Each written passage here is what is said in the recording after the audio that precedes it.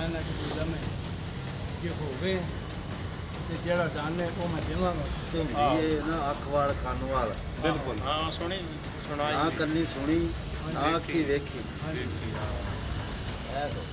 ਮੈਨੂੰ ਕਾਫੀ ਦੇਰ ਹੀ ਹੋ ਗਈ ਰਿਕਸ਼ਾ ਚਲਾਉਂਦੇ ਨੂੰ ਤੇ ਮੈਂ ਉਸ ਜਗ੍ਹਾ ਤੇ ਖਿਲਾਰਨਾ ਸਟੈਂਡ ਤੇ ਉਹ ਸਟੈਂਡ ਵਾਲਾ ਕਹਿੰਦਾ ਕਿ ਯਾਰ ਤੁਸੀਂ 15 ਤੇ ਫੋਨ ਨਾ ਕਰੋ ਕਿ ਮੈਂ ਰਿਕਸ਼ਾ ਆਪ ਲੱਭਣਾ ਨਾ ਡੀਐਸਪੀ ਸਾਹਿਬ ਸੁਣਦੇ ਨੇ ਨਾ ਸਾਡਾ ਡੀਪੀਓ ਸਾਹਿਬ ਸੁਣਦੇ ਨੇ ना साड़ी एसएचओ साहब सुनते हैं। आपके मुताबिक जो रिक्शा है वो स्टैंड वालों के पास है, स्टैंड वालों ने छुपाया, वो होना देने जो करना कर लो।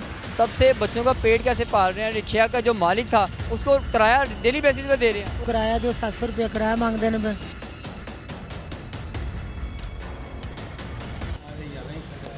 ना ना कि फिल्म है ये हो गए ते जेड़ा दान है वो मैं देवांगा ਤੇ ਹੁੰਦੀ ਏ ਨਾ ਅਖਵਾਲ ਖਾਨਵਾਲ ਬਿਲਕੁਲ ਹਾਂ ਸੁਣੀ ਸੁਣਾਈ ਨਾ ਕੰਨੀ ਸੁਣੀ ਨਾ ਅੱਖੀ ਵੇਖੀ ਬਾਕੀ ਰਹਿ ਗਈ ਡੰਨ ਦੀ ਗੱਲ ਜੋ ਰਕਸ਼ੇ ਦਾ ਹੋਏਗਾ ਉਹ रखे का नहीं ਅਗਰ ਕੱਲ ਨੂੰ ਕੋਈ ਐਸਾ ਪਤਾ ਲੱਗਦਾ ਹੈ, ਉਹਦੀ ਜ਼ਿੰਮੇਵਾਰੀ ਹੈ ਉਹ ਸਾਡੀ ਜ਼ਿੰਮੇਵਾਰੀ 5 लाख रुपया दान पाने फिर ना जो रक्षे का होना चाहिए ਜੋ ਜੋ ਕਾਨੂੰਨੀ ਤੋਂ ਤੌਰ ਦੇ ਨਾਲ ਭੱਜ ਮਗਲ ਵੀ इज्जत भी गल रक्षे की होना चाहिए। इज्जत की नहीं लगती ਭਾਵੇਂ ਜੋ ਕਾਨੂੰਨੀ ਹੋਏਗਾ ਨਾ ਮੈਂ ਅਸੀਂ ਇੱਥੇ ਨਹੀਂ ਯਕੀਨ ਹੈਗਾ ਮੈਂ ਕੱਲਾ ਭਰ ਜਾਣਾ ਹਰੇ ਗੱਲ ਤੇ गल रक्षे की होनी है फिर सारे मैं तेन पहले नहीं पाऊंगा ਨਹੀਂ ਤੈਨੂੰ ਇੱਥੇ ਨਹੀਂ ਨਾ ਯਕੀਨ ਜੇ ਨਾ ਕੱਲਾ ਭਰਾ ਕੋਈ ਆਪਣੇ ਅੱਬੇ ਦਾ ਨਹੀਂ ਹੈ तेरे तो नहीं थी ਟਾਈਮ ਨਾਲ ਜਾਇਆ ਕਰੋ ਜਿਹੜੀ ਗੱਲ ਹੈ ਖਤਮ ਜੋ ਰਕਸ਼ੇ ਦਾ ਮੁੱਲ ਉਹ ਹੀ ਲੈਣਾ ਨਾ ਡੰਨ ਐਵੇਂ ਲੈਣਾ ਇਹ ਤਾਂ ਫਿਰ ਚੋਰੀਆਂ ਨਹੀਂ ਕਰਦਾ ਮੇਰੀ ਗੱਲ ਪਰੇ ਚ ਨਹੀਂ ਮੇਰੀ ਗੱਲ ਸੁਣ ਲਓ ਅਫਸਰੋ।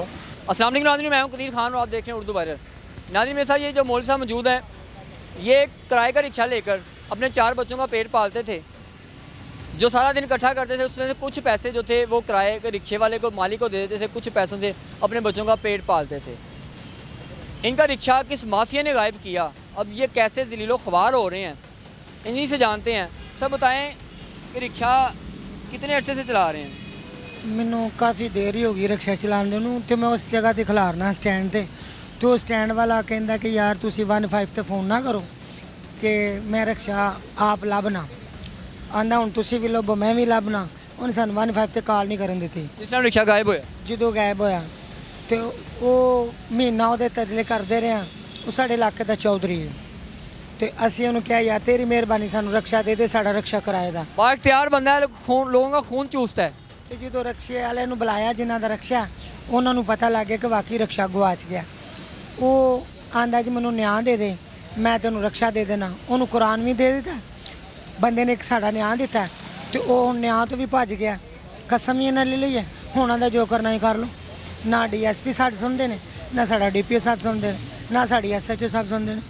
27 ਤਰੀਕ 6ਵੇਂ ਮਹੀਨੇ ਦਾ ਰਕਸ਼ਾ ਗਵਾਚਿਆ, ਅੱਜ 4 ਮਹੀਨੇ ਹੋ ਚਲੇ ने कोई साड़ा सुनता ही नहीं। मुझे बताएं, थाने में दरख्वास्त आपने दी, पुलिस ने क्या कहा, कोई मुलज़म गिरफ्तार किया? कोई नहीं। जो आपके पास सीसीटीवी फुटेज मौजूद है उसमें आपने बंदा भी पहचान लिया जो रिक्शा लेके निकल रहा था, बंदा पकड़ लिया स्टैंड वालों ने। उन्होंने क्या किया, बंदा उन्हीं का निकल आया फिर उन्होंने छोड़ दिता आपे ही। क्यों? वो आंदे ने इन्हों नहीं पता कोई भी। अब आपके मुताबिक जो रिक्शा है वो स्टैंड वालों के पास है, स्टैंड वालों ने छुपाया। वो होना आंदे ने जो करना कर लो। स्टैंड वाले कहते हैं हाँ असी कितने जाइए, हर बंदे के तरला कर रहे हैं लेकिन अल्लाह तो सवा साड़ी को नहीं सुनता। मुझे ये बताएं, रिक्शा जब से गया हुआ है तब से बच्चों का पेट कैसे पाल रहे हैं। रिक्शा का जो मालिक था उसको किराया डेली बेसिस पे दे रहे हैं। वो आंदे ने सानू किराया दो, 700 रुपया किराया मांगते ने सानू ना। कहाँ से आप मेरी बात सुने, एक तो आपका रोज़गार चला गया, दूसरा आपको डेली 700 रुपया भी देना पड़ रहा है, तो कैसे मैनेज कर रहे हैं? बच्चे भी आपको छोटे छोटे हैं। उनको होर रक्षा पड़िया, वो तो बच्चों का पेट भी पालने नाले उन्होंने दिहाड़ी भी देने हैं। उसका भी 700 रुपया देते होंगे, 700 उसका देते होंगे, 1400 रुपया डेली आपने वो देना है। उसके बाद बच्चों के लिए क्या बचता होगा? यार बड़ा मुश्किल वक्त गुजरता है। थाने भी आना पैंदा, डीपीओ के दफ्तर भी जाना पैंदा, डीएसपी के दफ्तर भी जाना पैंदा, लेकिन साड़ी कोई नहीं। पुलिस खर्चे करवाई जा रही है लेकिन बात नहीं सुनी जा रही। डीएसपी ने आपको क्या कहा? वो कहता डीपीओ को जाओ, थोड़ी दरखास्त उत्थे पई है। ये वो कहता जी तुम डीएसपी को जाओ, आज मैं डीएसपी को आना। पुलिस क्या इंसाफ आपको को तवक्को है कि पुलिस आपको इंसाफ देगी? कोई नहीं। क्यों बार बार अपने पैसे ज़ाया कर रहे हैं, टाइम ज़ाया कर रहे हैं? जाइए सरकार केड़े जाकर हुई है। तो पहले भी आपने सुना है कि इसी स्टैंड से इसी चौधरी ने लोगों के रिक्शे खाए हों, जो लोग खड़े करते हैं रिक्शे वो गायब किए हों। नहीं नहीं पहला यही साढ़ा ही वाक्य है, यही रक्षा। किससे अपील करेंगे कि आपको रिक्शा दिलवाया जाए ताकि आप अपने बच्चों का पेट पाल सकें?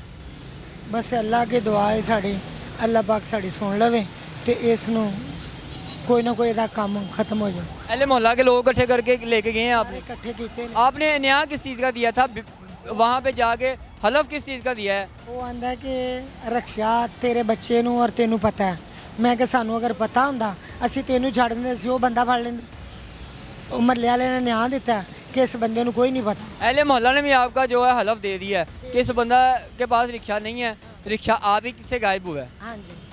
तो वो हुण आंदा है जो करना कर लो। बदमाश है। हाँ जी। डीएसपी ने क्या कहा? डीएसपी को बताया आपने कि वो बदमाशियाँ कर रहा है, वो धमकियाँ लगा रहा है और एप्लीकेशन आपको दी है, आप एफआईआर नहीं दे रहे? सारा कुछ दसिया, आंदा हो जाता पर्चा और तू डीपीओ को चला जा, एसएचओ को ला जा, कोई नहीं साड़ी गल नहीं सुनता सर। थाना फिरोजवाला में एप्लीकेशन दी हुई है? वो गल थाने एसएचओ ने आपको क्या कहा? वो कहना तू चौकी चला जा, उत्थे जाके चौकी। कितना अर्सा हो गया आपको जलील होते हुए? 27 तारीख 6वें महीने दे असी जलील हो रहे हैं कि साड़ी कोई नहीं सुनता। 4 माह से बस आप थाने के चौकी के डीपी ऑफिस के चक्कर ही लगाई जा रहे हैं। हाँ जी, ਅਸੀਂ बड़े परेशान हाँ। सुनवाई नहीं हो रही। ਮਿਹਰਬਾਨੀ ਕੀਤੀ ਜਾਵੇ ਸਾਡੇ ਨਾਲ, ਕੋਈ ਹੈਲਪ ਕੀਤੀ ਜਾਵੇ ਅੱਲਾ ਵਾਸਤੇ ਕਿ ਸਾਡਾ ਐਸਾ ਕੰਮ ਹੋ ਜਾਵੇ, ਉਹਨਾਂ ਦਾ ਰਕਸ਼ਾ ਉਹਨਾਂ ਨੂੰ ਮਿਲ ਜੇ। ਅੱਜ ਸਾਡੇ ਨਾ ਇਹ ਕੁਝ ਲੱਗਦੇ ਨੇ ਨਾ ਕੁਝ ਉਹ ਲੱਗਦੇ ਨੇ। बच्चे आपके छोटे हैं, स्कूल जाते होंगे, पढ़ते होंगे। जब से ये आपको मामला बना है, फीसें कैसे दे रहे हैं, बच्चों को पढ़ने के लिए जा रहे हैं नहीं जा रहे, कैसे सारा मैनेज कर? ਬੱਚੇ ਪਰੇਸ਼ਾਨ, ਅਸੀਂ ਵੀ ਪਰੇਸ਼ਾਨ। ਸਵੇਰ ਸ਼ਾਮ ਮਿਹਨਤ ਕਰਕੇ ਵਕਤ ਬੱਚੇ ਦਾ ਪਾਲਣਾ, ਉਹਨਾਂ ਨੂੰ ਵੀ ਦਿਹਾੜੀ ਦੇਣੀ ਹੁੰਦੀ ਹੈ, ਇਹਨੂੰ ਵੀ ਜਾ ਕੇ ਮਿਲਣਾ ਹੁੰਦਾ ਹੈ, ਥਾਣੇ ਵੀ ਜਾਣਾ ਹੁੰਦਾ ਹੈ, ਡੀਪੀਓ ਕੋਲ ਵੀ ਜਾਣਾ ਹੁੰਦਾ ਹੈ, ਡੀਐਸਪੀ ਕੋਲ ਵੀ ਜਾਣਾ ਹੁੰਦਾ, लेकिन बड़े परेशान है सर।